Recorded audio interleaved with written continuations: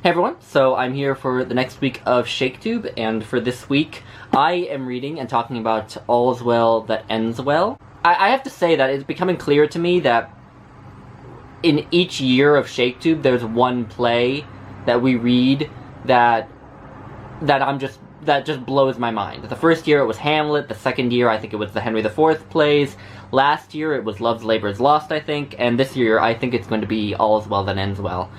So All's Well That Ends Well comes in kind of the middle of Shakespeare's career. It's considered one of his problem plays, which are often these plays that are sort of ostensibly comedies, or were at some point categorized as comedies, but that don't quite fit comfortably as a comedy because they have very dark undertones, and they tend to raise a lot of complicated moral questions, and their characters tend to be very sort of morally ambiguous, maybe morally questionable, maybe of ambiguous moral worth. It's kind of unconventional in a lot of ways.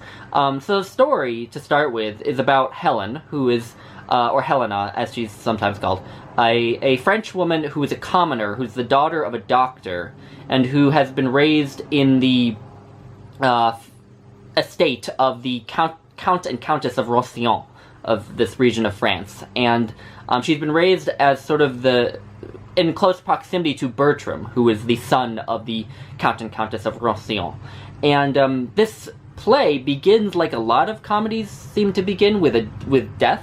Comedies seem to often have either a death at the beginning, or to have death somehow hanging over them, like death is a possibility for one of the major characters. And this play begins with the death of the Count of Roussillon, the Count Senior, of the Countess's husband, and of Helen's father. And so it starts with these two deaths. And so Bertram, the son of the Countess, obviously, is now the Count, since his father died, and he has to go to live with the king now, as the ward of the king. Presumably he's still a minor or something like that, but he's supposed to be off to live with the king, and we find out in short order that Helen is in love with Bertram, and wants to become his wife. And it's difficult to see why she's in love with him, what she sees in him, because he's kind of a brat.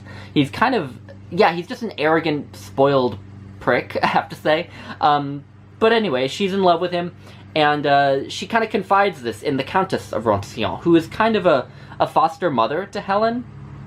And she confides this to the Countess, and surprisingly the Countess actually gives her approval, because we have to remember that Helen is a commoner, and so her marrying Bertram would be kind of unconventional. But one thing that's interesting about this play is the fact that it has a sort of mentor-student relationship between the Countess and Helen. That is, I think, the only instance of that appears in Shakespeare. I think Marjorie Garber in her book says that it is the only instance in which we have a female-female mentor-student relationship. In most instances when we have a mentor-student relationship, it's either opposite sex or a male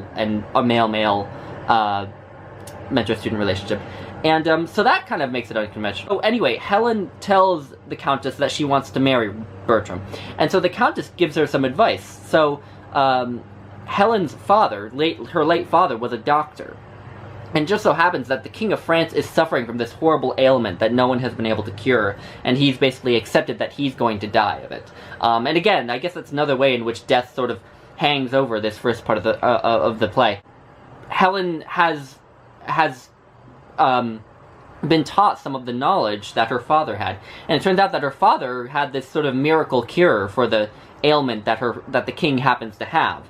And that's kind of weird. That's the first of a number of plot points in this play that I feel like don't make much sense, because, like, if Helen's father knew the cure for the ailment that's been affecting the king for so long, that the king is certain he's gonna die from, then why didn't Helen's father just go to help the king earlier? Why does it have to be Helen now? But anyway, the Countess tells Helen that what she should do, she should go to the king and tell him that she has a cure for his illness, and make a deal with him. Tell him that I will cure your illness, and in return you will grant me any wish that I want. And the wish that she wants is for the king to allow her to marry whomever she pleases. And so Helen takes the Countess's encouragement, goes off to court, and heals the king, king tells her, all right, pick a husband from among a bunch of lords. He sort of parades a bunch of lords in front of her, one of whom is Bertram.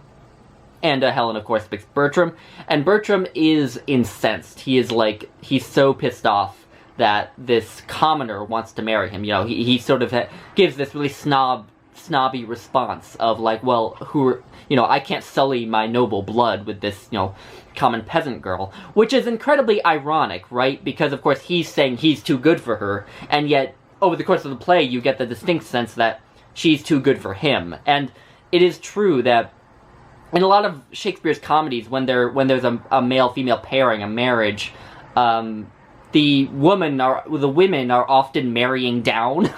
From Rosalind, even Cleopatra, that's not exactly a comedy, but and others, and Imogen from Cymbeline, since Jason just talked about that the other week.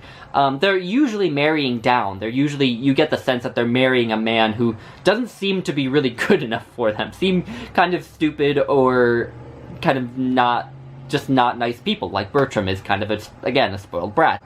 And, but anyway, so it's ironic that he has this attitude towards her, when in fact, he's the one who's not good enough for her. But that does raise one of the weird dilemmas of this play, which is that I think in many other circumstances, we would feel bad for Bertram, because he is, being forced into an arranged marriage, right? He had no prior interest in Helen. He had no, he didn't really do anything horribly wrong to deserve being forced into a marriage, but he's forced into a marriage. Helen just compels him into it. And, there's an argument to be made that is morally culpable of Helen to force him into a marriage.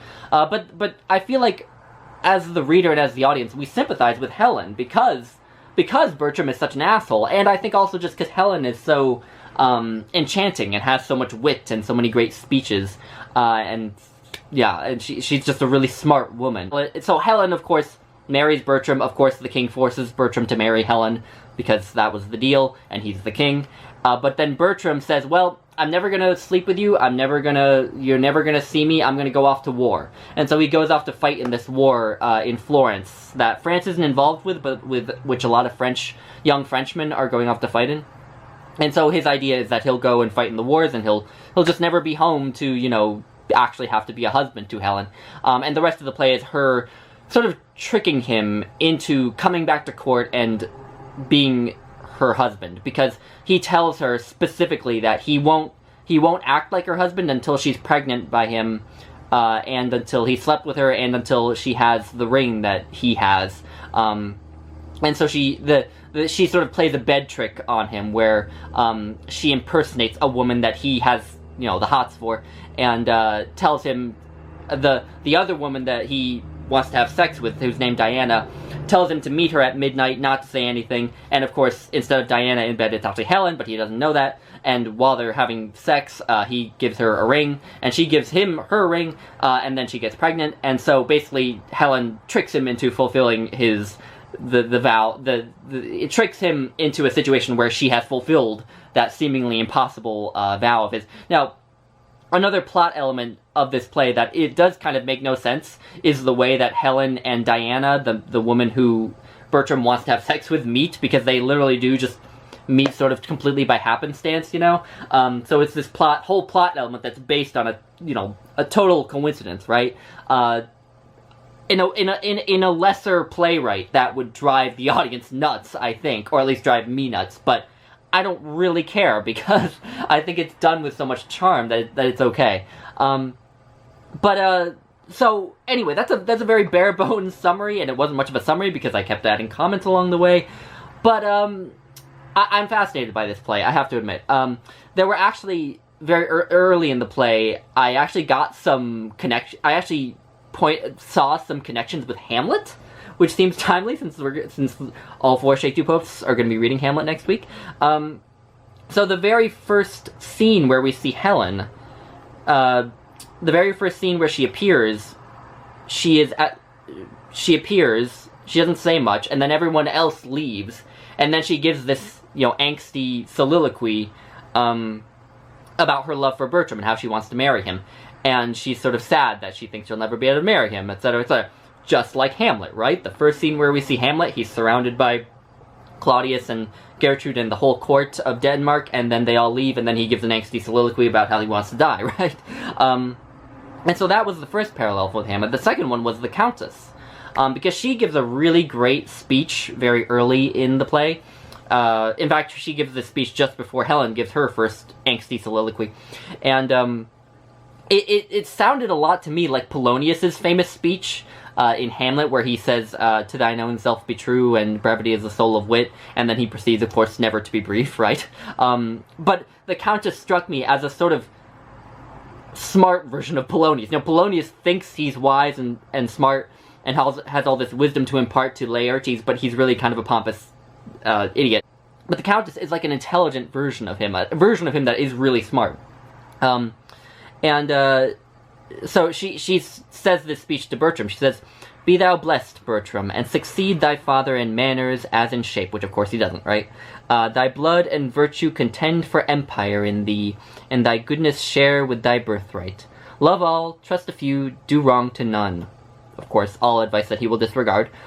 "Be able for thine enemy rather in power than use, and keep thy friend under thy own life's key.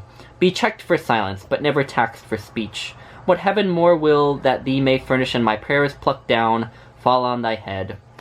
Yeah, it's just a lovely speech and good advice, I think.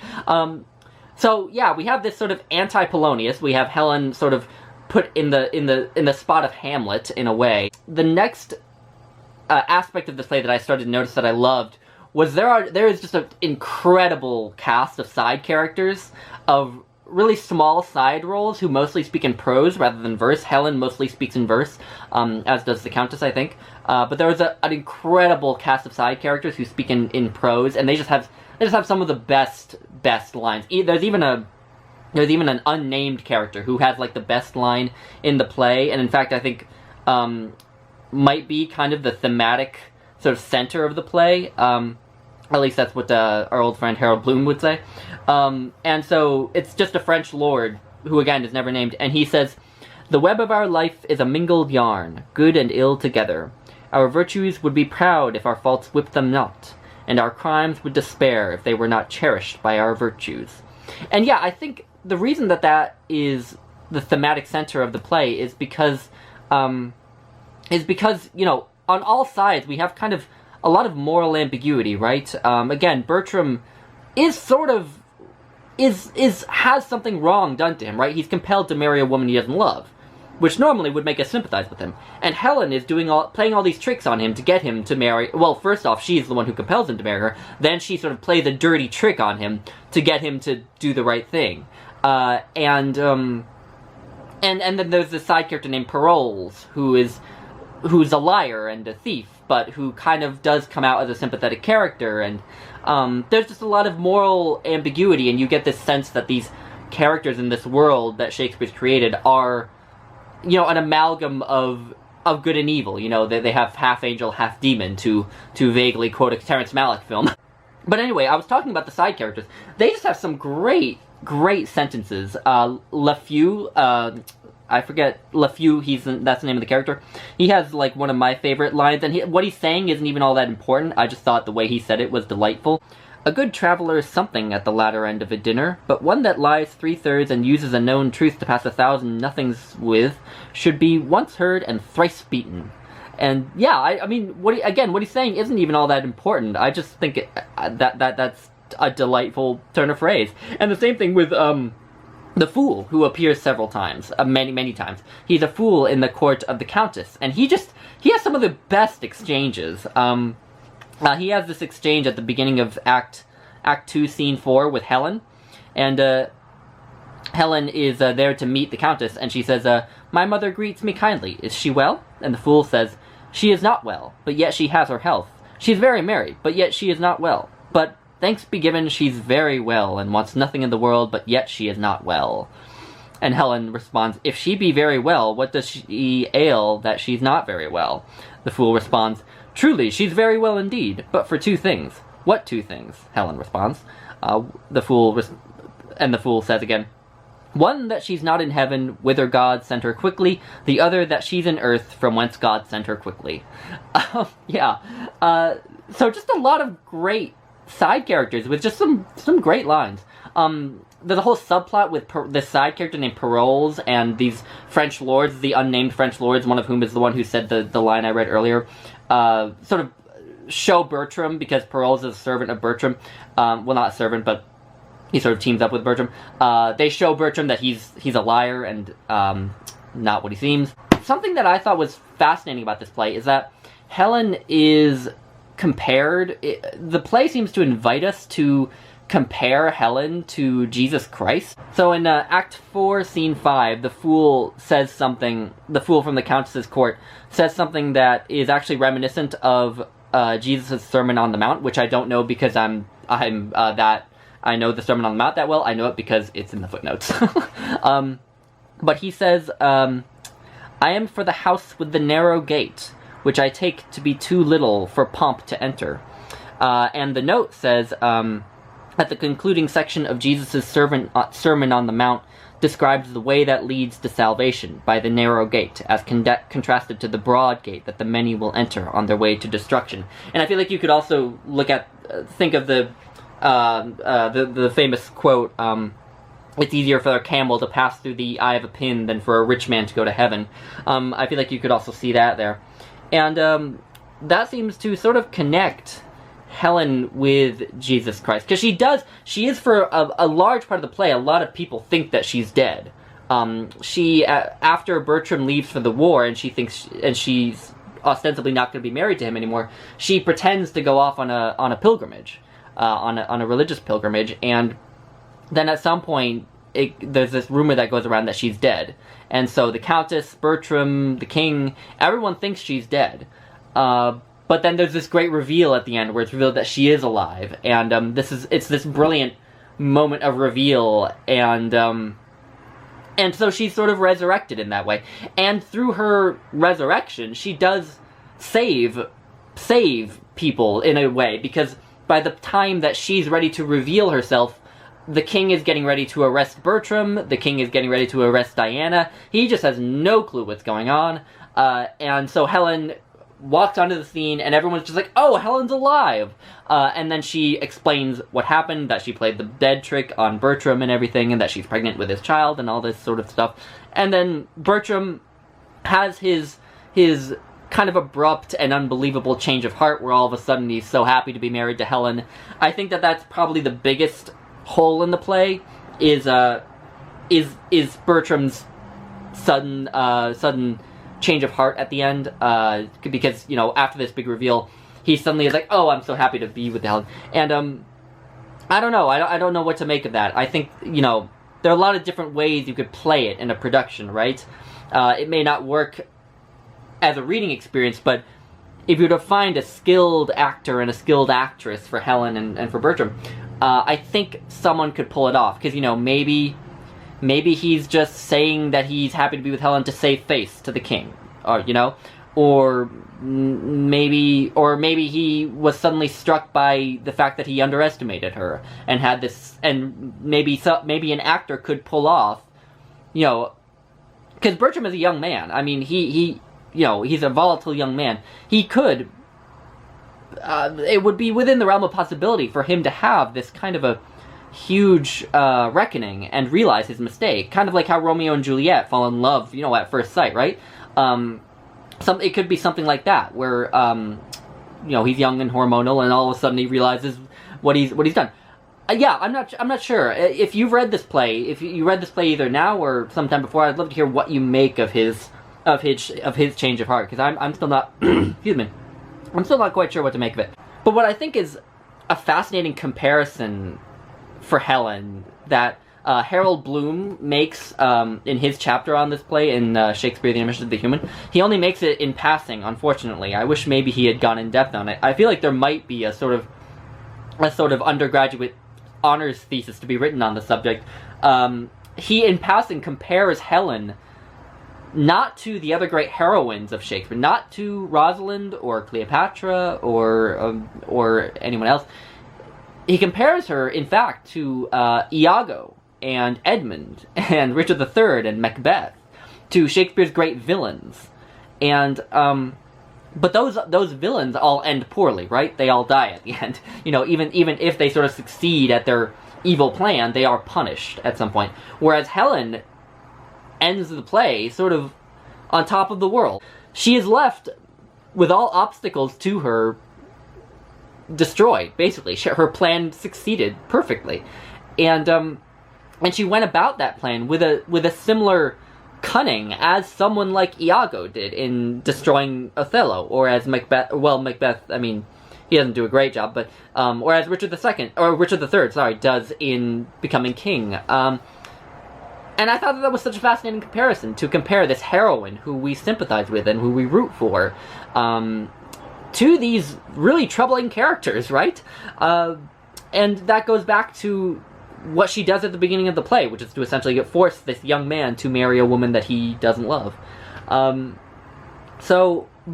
then that's fascinating too, because again, the play does invite this comparison to Jesus Christ in her sort of death and resurrection, and the fact that she sort of saves people with her resurrection. She also, by the way, saves Diana from having her virginity because Diana is the young woman who Bertram is, you know, lusting after, and she doesn't want to have sex with him because she wants to save her virginity. Which is also interesting, because early on in the play there's a lot of commentary about virginity and how it's not as important as people think it is, which is very interesting for the time it took place in. But anyway, this is just, the fact that I'm degenerating like this at the end of the video is just a testament to how fascinating I found this play. But anyway, what I was saying is that Helen saves Diana from Bertram possibly forcing himself on her, right? And she also saves Bertram, of course. Anyway, a lot of what I said will not have made much sense to anyone who hasn't read the play, so I apologize for that, but this is a new favorite of mine. I would love to hear from other people who've read this play. Give me your thoughts on anything I've raised. And anyway, I will let you all go. This is probably my longest ShakeTube video, I think. So I'll let you all go, and I hope you all have a nice day. Bye, guys.